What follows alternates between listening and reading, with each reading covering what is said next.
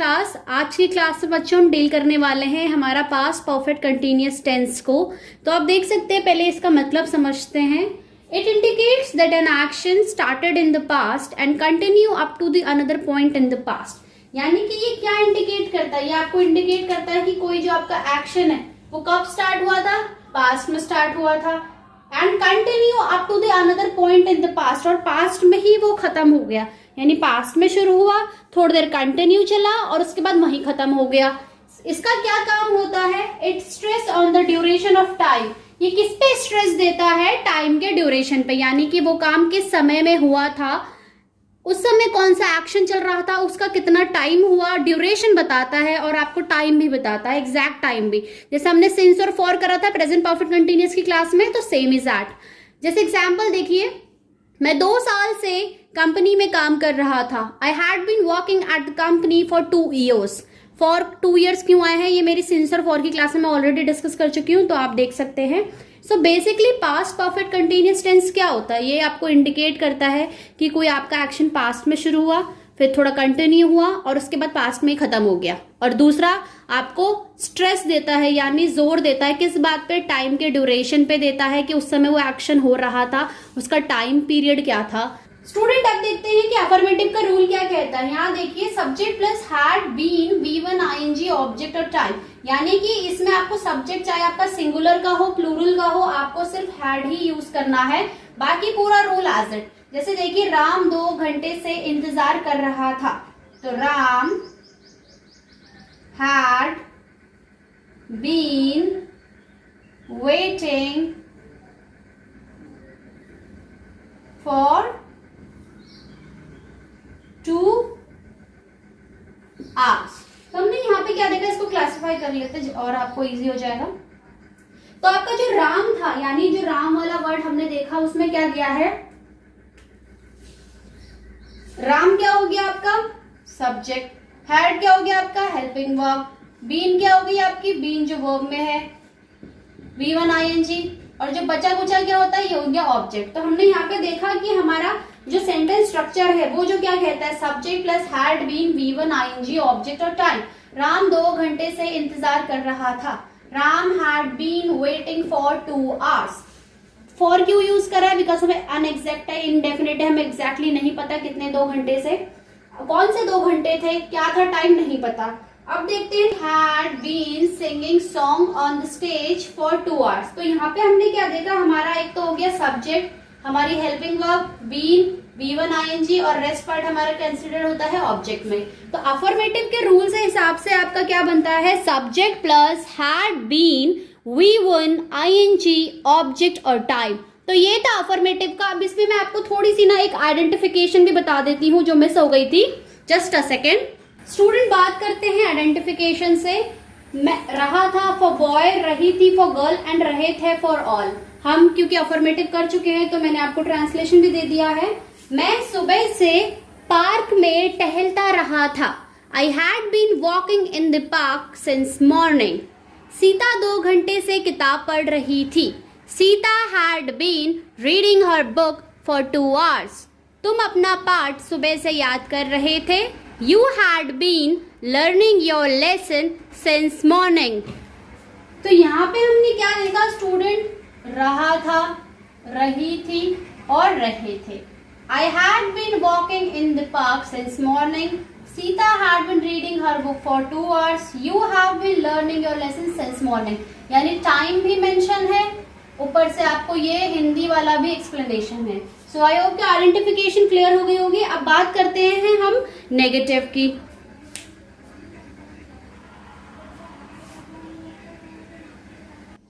अब बात करते हैं स्टूडेंट नेगेटिव की, कि नेगेटिव का रूल क्या कहता है। देखिए, subject plus had plus not been V1 ING object time, यानी कि अफर्मेटिव में क्या बदला है? अफर्मेटिव के रूल में सिर्फ एक नॉट आया है, बाकी पूरा का पूरा रूल एज इट है। सेंटेंस देखिए, प्रधानमंत्री जी 1 घंटे से स्टेज पर भाषण नहीं दे रहे थे। The prime minister had not been delivering speech on the stage for 1 hour। On एक प्रपोजिशन होता है किसी चीज के ऊपर के सेंस में, जब चीजें आती है स्टेज और सरफेस पे तो आप ऑन यूज करते हो। इसके और भी यूजेस हैं। The prime minister had not been delivering, इसको अगर हम क्लासिफाई कर ले ठीक है।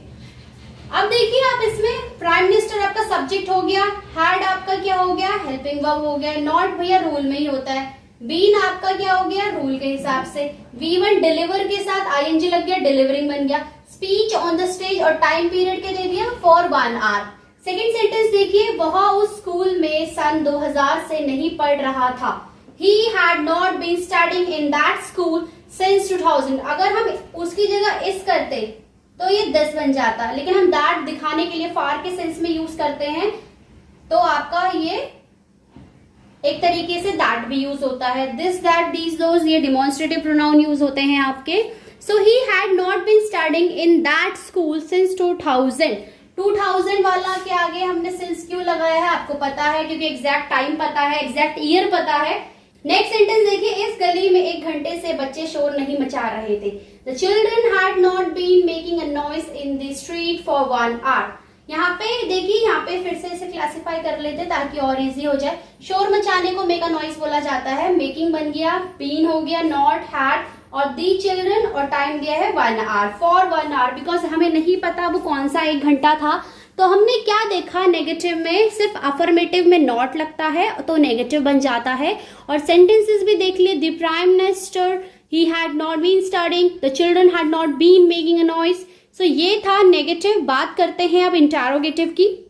सबसे पहले देखिए पहला जो रूल क्या कहता है, had plus subject plus been plus V1 ING object time plus question mark.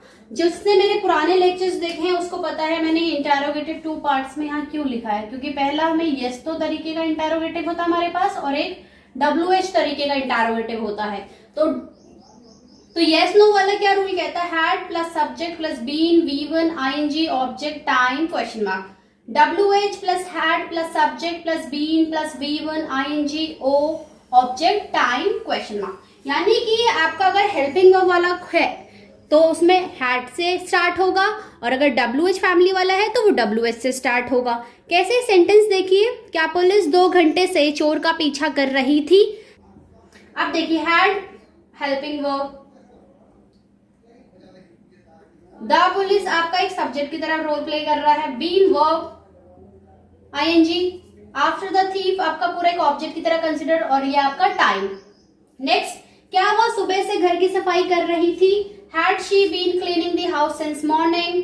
तुम पिछले हफ्ते से वहां क्या कर रहे थे, what had you been doing there since last week. ध्यान रखिए कि अगर आपका कब, क्यों, कैसे इस तरीके के शब्द मिड में आते हैं तो आप उनका WH वर्ड से स्टार्ट करते हो, ना कि हेल्पिंग वर्ब से।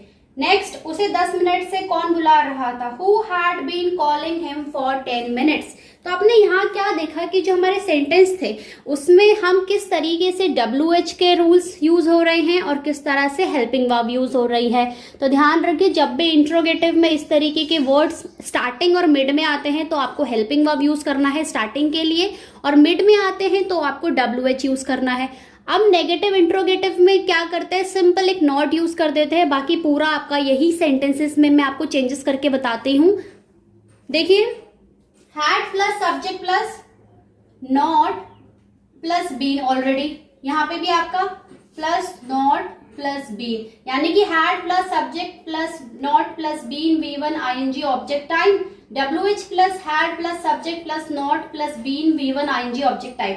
यानी क्या पुलिस 2 घंटे से इस चोर का पीछा नहीं कर रही थी, had the police not been running after the thief for 2 hours। क्या वह सुबह से घर की सफाई नहीं कर रही थी, हैड शी बीन, शी के बाद नॉट लग जाएगा सब्जेक्ट के हिसाब से, रूल के हिसाब से, had she not been cleaning the house since morning. अब देखिए थर्ड में चेंजेस करते हैं, तुम पिछले हफ्ते से वहां क्यों नहीं जा रहे थे, why had you not been going there since last week। उसे 10 मिनट से कौन नहीं बुला रहा था, who had not been calling, क्योंकि यहाँ पे हम दूसरे के लिए इंट्रोड्यूस कर रहे हैं तो मीन्स ये यू वाला पर्सन हो जाएगा यहाँ पे। सो who had not been calling him यहाँ पे हिम हो गया, हमारा एज अ ऑब्जेक्ट की तरह यूज हुआ है। सब्जेक्ट ऑब्जेक्ट प्रोनाउन की वर्ब की वीडियो मैं ऑलरेडी बना चुकी हूँ, आपको मेरे ग्रामर की प्लेलिस्ट में मिल जाएगा। So who had not been calling him for 10 minutes. तो ये हमने देखा कि अगर हम नेगेटिव प्लस इंटेरोगेटिव में चेंजेस करते हैं तो कैसे होगा, और अगर सिंपल इंट्रोगेटिव में चेंजेस होते हैं तो भी कैसे होगा। आई होप कि अब आपको रूल्स एटलीस्ट क्लियर हो गए होंगे कि अकॉर्डिंग टू सेंटेंस स्ट्रक्चर।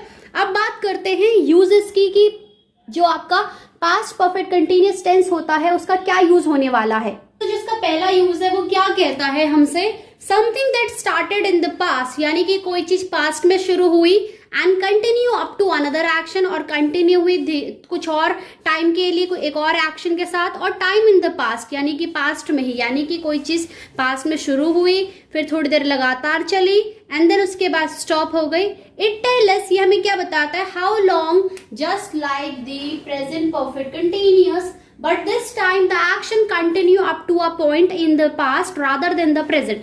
यानी कि जैसे आपको याद होगा स्टूडेंट, प्रेजेंट परफेक्ट कंटिन्यूअस में मैंने आपको बताया था कि कोई एक्शन हाउ लॉन्ग, कितने समय के लिए चला है, इस तरीके से बताता था, और वो अभी भी प्रेजेंट में चल रहा होता था। लेकिन इसमें बस थोड़ा सा फर्क होता है कि कोई एक्शन पास्ट में शुरू तो हुआ, वो प्रेजेंट में नहीं खत्म होता या प्रेजेंट में नहीं चल रहा होता, बल्कि वो पास्ट में ही खत्म हो जाता है। यानी कोई एक्शन शुरू हुआ, कंटिन्यू हुआ और पास्ट में खत्म हो गया। एग्जाम्पल्स देखिए, she had been working at the company for a year when she met Ram. वो इस कंपनी में 1 साल से काम कर रही थी जब वो राम से मिली, यानी कि अब वो नहीं करती सिंपल उस कंपनी में काम। नेक्स्ट देखिए, I had been walking for hours when I finally found the house, यानी कि मैं काफी घंटे से पैदल चल रहा था जब मुझे फाइनली घर मिल गया। यानी कि उसके बाद उसने पैदल चलना अपने कंटिन्यू नहीं रखा है। तो आपने क्या देखा कि कोई एक्शन आपका क्या था, शुरू हुआ, पास्ट में चल रहा था, लगातार चल रहा था, लेकिन पास्ट में एक पॉइंट पे आके खत्म हो गया, उसका प्रेजेंट से कोई लेना देना नहीं था, वो पास्ट में ही फिनिश हो गया। नेक्स्ट यूज की बात करते हैं, तो नेक्स्ट यूज देखिए, thing that finished just before another event in the past, यानी कि ये पहले वाले को ही थोड़ा मॉडिफाई कर दिया गया है कि कोई चीज फिनिश होना किसी और एक्शन से पहले। This is usually use to show a result at a time in the past. Basically ये ज्यादातर इसलिए यूज करा जाता है, इसको शो करने के लिए। क्या शो करने के लिए? कोई रिजल्ट शो करने के लिए पास्ट में। Here the action finishes before another time in the past। यहाँ पे क्या बताता है कि एक एक्शन खत्म हुआ था पास्ट में किसी और एक्शन से पहले, rather than finishing before the present, यानी कि उसके बजाय कि वो प्रेजेंट में फिनिश हो, यानी कि वो पास्ट में ही खत्म हो चुका है, उसकी पूरी कहानी A to Z वो पास्ट में निपट गया है। एग्जाम्पल देखिए, the pavement was wet, it had been raining. Pavement होता है बच्चों फुटपाथ, और वेट मतलब होता है गीला। फुटपाथ गीला था, क्यों गीला था? इट हैड बीन रेनिंग, क्योंकि बारिश हो चुकी थी। तो इसमें हमने क्या देखा, हमारा जो ये सेंटेंस था कि पहले बारिश फिनिश हो गई थी, उसके बाद फुटपाथ गीला हुआ था, यानी कि दोनों एक्शन पास्ट में ही खत्म हो चुके थे। सेकेंड सेंटेंस देखिए, the children had been playing and so the room was mess. तो यहाँ पे हमने क्या देखा कि मेस कैसे क्रिएट हुआ था, मेस हुआ था बच्चों के खेलने की वजह से। तो उसका रिजल्ट क्या हुआ, उसका रिजल्ट बताने के लिए कि पास्ट में कोई एक्टिविटी हुई थी तो उसका रिजल्ट क्या आया। जैसे बारिश हुई उससे पेवमेंट गीला हुआ, वैसे ही बच्चों के खेलने से रूम में मेस क्रिएट हो गया। तो ये था यूजेस। अब हमेशा की तरह 2 सेंटेंसेस आप लोगों के लिए भी हैं एज अ होमवर्क। इनके आंसर फटाफट से कमेंट सेक्शन में लिख दीजिएगा। एक क्या है आपका, एक है आपका इंटेरो का, एक है आपका नेगेटिव का। तो आज की क्लास में क्या सीखा हमने बच्चों? पास्ट का परफेक्ट कंटीन्यूअस टेंस को कैसे लिखते हैं, कैसे चेंजेस होते हैं, क्या क्या उसका मतलब होता है। तो अगर फटाफट से सेशन अच्छा लगा है तो जल्दी से लाइक करने में कोई कंजूसी नहीं करने का, ठीक है? फटाफट से लाइक करो, और कमेंट सेक्शन में कोई भी प्रॉब्लम होती है ना तो कमेंट सेक्शन यूज करा करो अच्छे से, उसमें क्वेश्चंस पूछा करो। और बाकी तो आप समझदार हो, फालतू क्वेश्चंस नहीं, ओनली द जेन्युइन क्वेश्चंस।